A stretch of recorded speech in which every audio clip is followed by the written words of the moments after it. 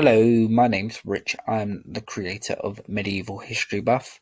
I'd just like to say a quick thank you to those that have subscribed to my channel and also to those that have simply watched my videos. The channel is still small and I expect it to remain so for a little while yet as I continue to work on my content, but I am extremely grateful for the support that I have received, and generally so far it's almost all been universally positive. So I am extremely grateful to those that have interacted with me and commented on my videos and hit the sub button. If you do like my content and you watch it, please feel free to hit the sub and also to interact with me, whether that's on YouTube or on any of my other social media accounts, which you can find details of in the description. So please hit like, subscribe, and comment. Born in 955, the son of Otto the Great, Otto II had some act to follow. His father is regarded as the first true Holy Roman Emperor since Charlemagne. His life would be altogether brief, however, dying at the age of just 28. His short career included being crowned emperor alongside his father in 967 when he was still only 11 and marrying a Byzantine princess.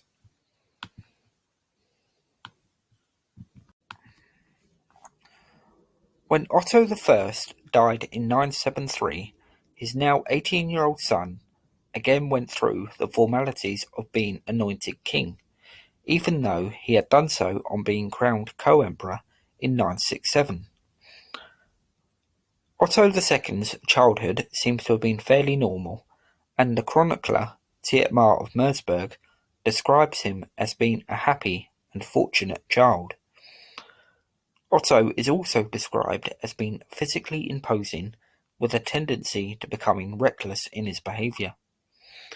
As a young man, he showed signs of being overly proud and slightly headstrong, but would outgrow many of these early failings, and he learned to listen to those around him with more worldly experience.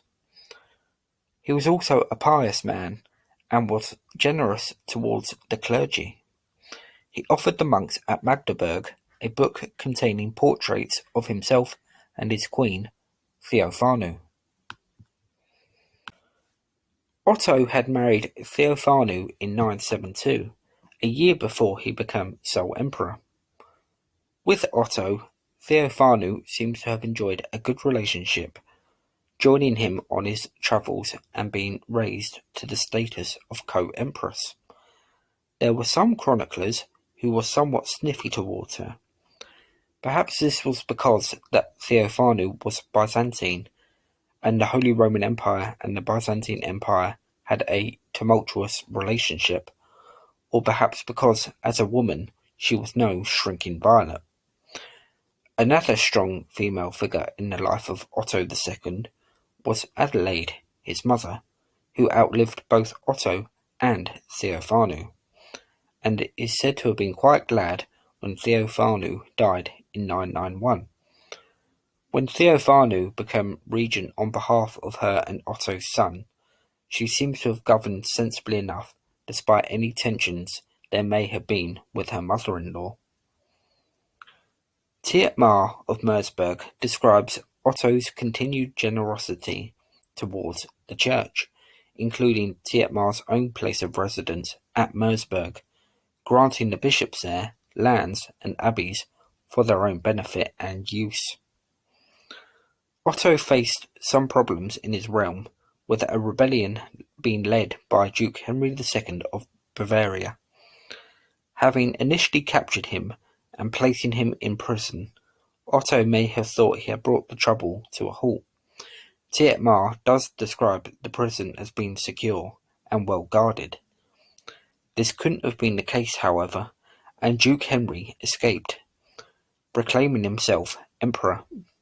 This time Otto threw his full force at the Duke, deposed him, excommunicated him, and besieged. Henry was forced to flee for his life and didn't regain his duchy until over a decade after Otto's death.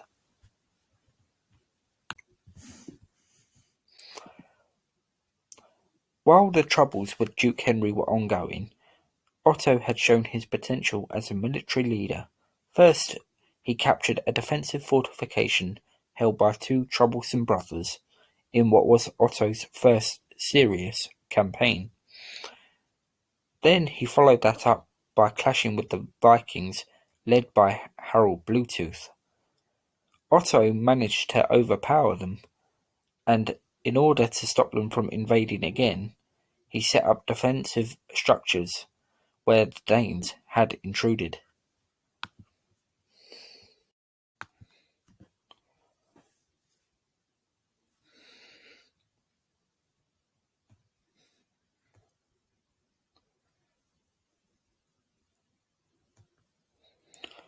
Otto then found himself embroiled in a war against the King of France, Lothair.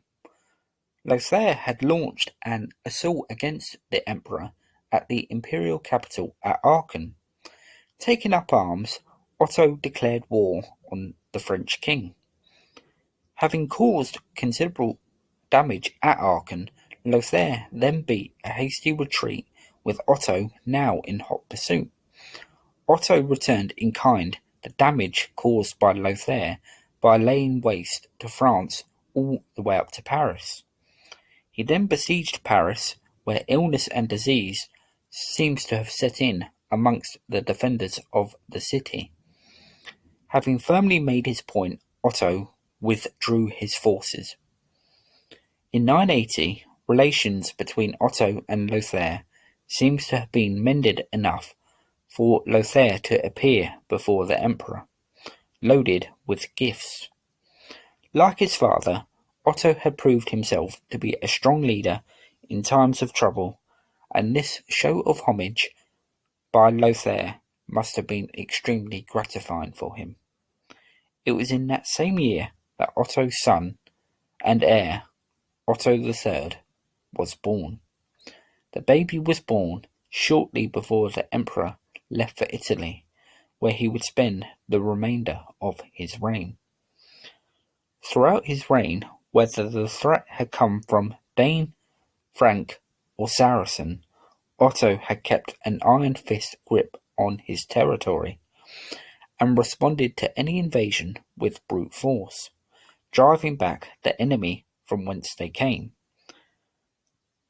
In Calabria, the emperor had to deal with the nuisance that was the Byzantine Empire, as the East and West turbulent relationship continued, and he was successful in regaining territory that had been briefly captured by the Byzantines. Such was Otto's widespread accomplishments. From thwarting Lothair to halting the machinations of the Eastern Roman Empire in the south of his kingdom, Otto had shown potential for greatness in his own right. What had tarnished his reputation in the eyes of history is the simple fact that he had died far too young. His heir was a mere toddler, and with child rulers comes anarchy. The strong rule of the first two Ottos was now about to be challenged on the succession of Otto III.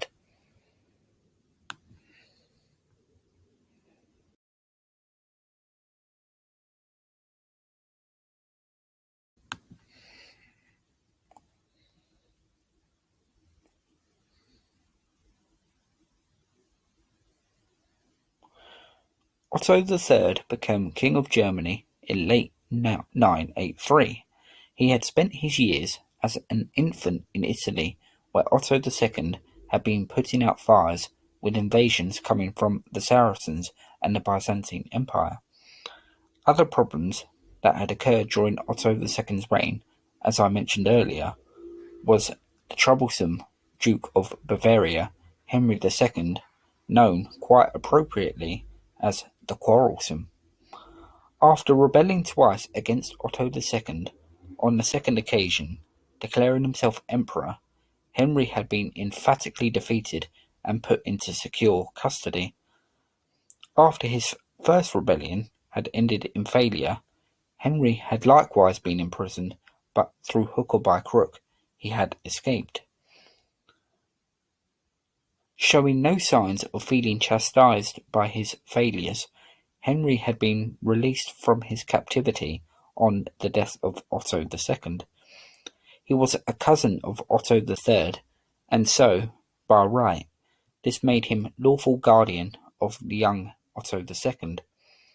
And so here, being a man who could sense an opportunity, Henry would have realized that with a child king effectively under his command, he had a very real chance of becoming sole king himself. He gathered a group of powerful nobles around him and asked for their backing as he attempted to snatch power. The nobles were reluctant to do so, however, and their meeting ended in serious tension, with some excusing themselves from support, perhaps fearing another civil war, while others, sensing Henry's growing irritation at the lack of enthusiasm for his plot, withdrew from the meeting altogether. Whilst he did have some supporters, Henry had also managed to alienate key figures who remained loyal to the little Otto III and now swore to thwart any further attempt from Henry the Quarrelsome to claim the crown.